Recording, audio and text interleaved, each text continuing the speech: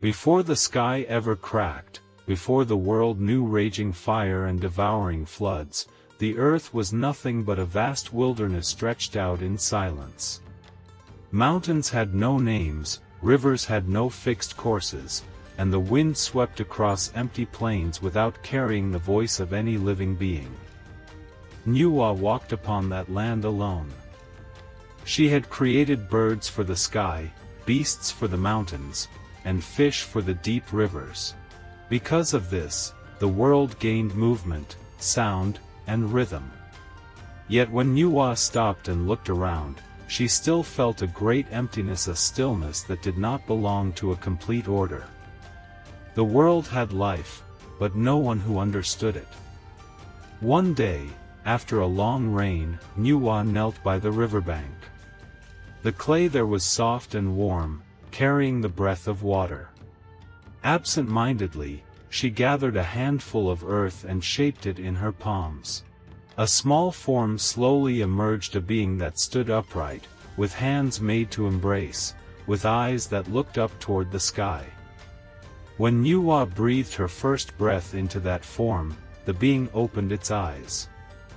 In that instant, Nüwa saw herself reflected in those newborn eyes, curiosity, fear, and a longing to exist. She understood then that she had created a fragile race, but it was precisely that fragility that would teach them to cherish one another. Nüwa did not create humans with absolute power, but with patience. Some forms were shaped slowly and carefully. Others were made in haste, flung into being with a cord dipped in mud. And so humans were born unequal, some strong, some weak, some long-lived, some gone too soon. Yet all shared one thing, the ability to feel pain, and therefore the ability to love. Nüwa taught humans how to kindle fire, how to shelter from rain, how to listen to the breathing of the earth. She did not call herself a goddess, nor did she demand worship. She merely stood at a distance, watching humans learn how to live, learn how to call one another by their first names. At times, when night fell, Nüwa would look up at the sky. Then the sky was still whole, deep blue and silent. She did not know that the moment she gave humans the ability to dream, the world had already stepped onto a path from which there would be no return. For where there are dreams, there is hope. And where there is hope, there will also be collapse. In those days, when heaven and earth were so close that humans could feel the warmth of the sky whenever they looked up, the world lived in a fragile yet peaceful order. Mountains stood like ancient sentinels, rivers flowed slowly like the steady breath of the earth. Humans were born, grew old, and died, believing the sky above to be eternal and unchanging. No one knew that high above, the order of heaven was as fragile as their own fate. The day the sky cracked began with a sound so small that only the oldest beings heard it, a faint fissure, like stone breaking in the heart of a mountain. Then the wind changed direction. The clouds stopped drifting. Birds flew in disarray, and the sun dimmed as if veiled by an invisible hand. Humans did not understand what was happening. But the earth did. The ground trembled, not the violent shock of an earthquake, but a long shudder, like a body trying to endure unbearable pain. Rivers overflowed, fire burst from the depths of the earth, and water and flame collided in chaos.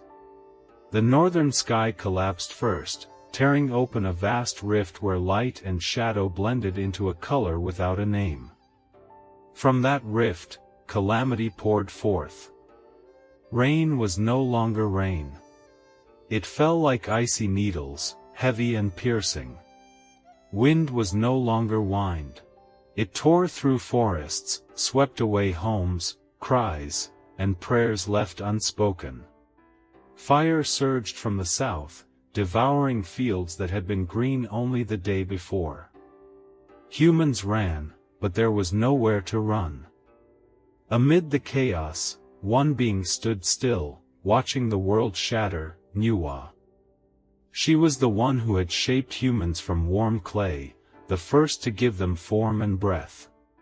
She watched those small lives writhe beneath the collapsing sky as one watches their own children.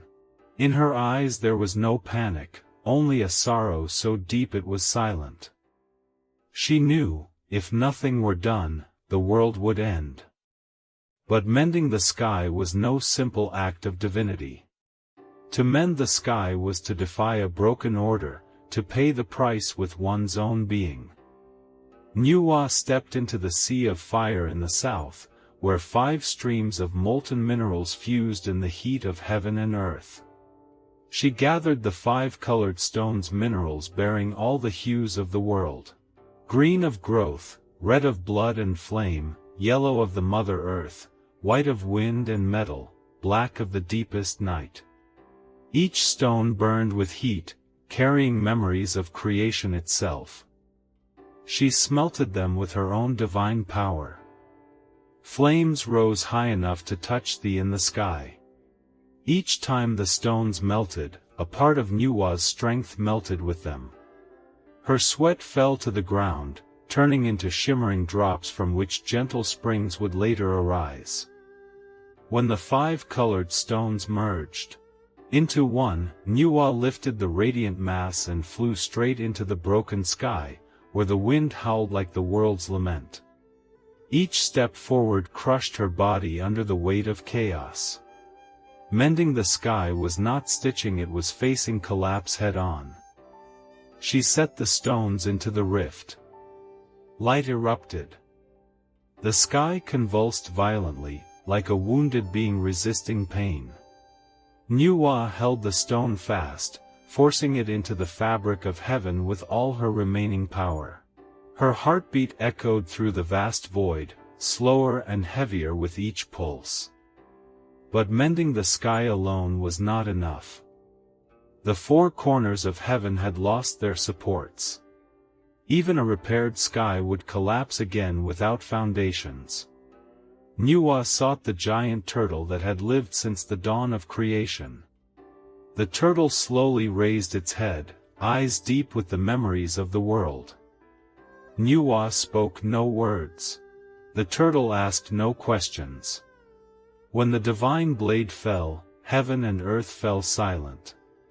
The turtle's 4 legs became the 4 pillars holding up the sky. Its body sank into the earth, becoming the eternal foundation of the world. In the east, a monstrous beast rose amid the chaos, exploiting the fallen sky to spread destruction. Nüwa slew it, but each strike made her body heavier, as if burdened with the weight of lost lives. At last, the floodwaters still would not recede. Nüwa gathered reeds and ash, scattering them across the inundated lands to halt the spread of water. Each grain of ash was a fragment of her life force sinking into silence. When everything was over, the sky was whole again. No more rifts. No more fire. No more floods. Humans emerged from their shelters and looked up to see a sky faintly streaked with color traces of the 5 colored stones. Like healed scars. They rejoiced. But Nüwa knelt. Her body no longer glowed. Her divine power was spent. Her long hair touched the ground, merging with the earth. She looked upon the world one last time, children crying, then laughing. Cooking smoke rising once more. Life continuing as if the catastrophe had never been. No one saw Nüwa depart. Some legends say she became the wind, quietly dissolving into the sky she had mended. Others say she fell into deep sleep within the earth, becoming the silent breath that keeps the world from collapsing again.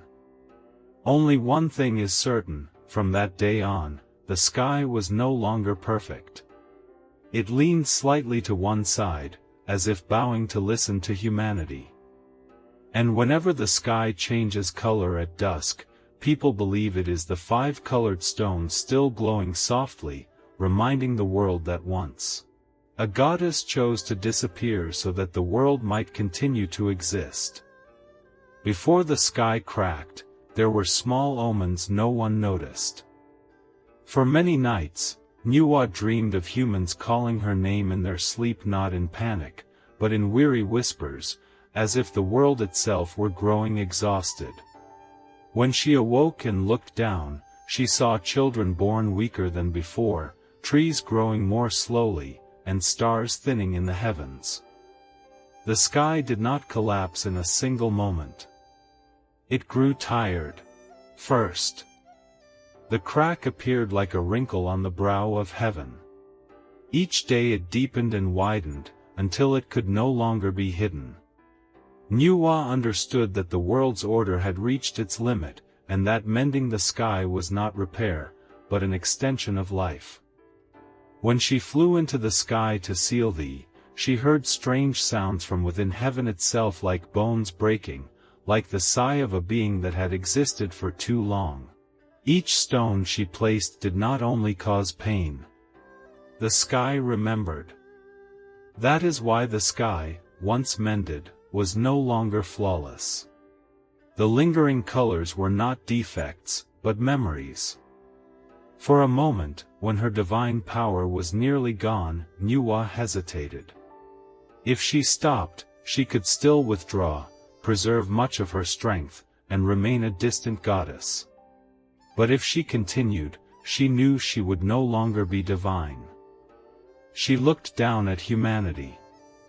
She saw a mother shielding her child from falling stones. She saw a father standing before his doorway, knowing it was futile. In that instant, she understood that humans had learned the most important thing from the gods: the willingness to sacrifice for one another. Nüwa continued to mend the sky. When the turtle's 4 legs became pillars of heaven, a great shock rippled across the world. Many believed it to be the final aftershock of disaster.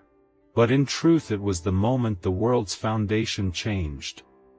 From that day on, the land was no longer perfectly flat, mountains rose more sharply, and the sky tilted slightly, bearing the weight of sacrifice. After everything was done, Nüwa did not leave at once. She walked through the human world in the form of an ordinary woman. No one recognized her. She sat by the fires of poor families, listening to trembling stories of the day the sky fell. She saw humans begin to preserve the memory of disaster through tales and legends, fearing that if they forgot, the sky would crack again. On the final night before leaving the world, Nüwa stood atop a high mountain, gazing at the new sky. Wind passed through her hair, carrying the scent of smoke and damp earth. She placed a hand over her chest and felt her heartbeat slow. She was not afraid, because the world was still breathing. When Nüwa dissolved into the wind, there was no great light, no thunder. Only a gentle breeze swept across the plains, bending the rice stalks like a farewell bow. From that day on, whenever faint colors appear in the sky after rain, elders tell the children, "That is not a rainbow. That is the scar where the sky was mended." And if the night grows quiet and one listens closely, humans can feel a slow, deep breathing coming from both sky and earth. That is Nüwa. Still there, without form, yet never truly gone from the world.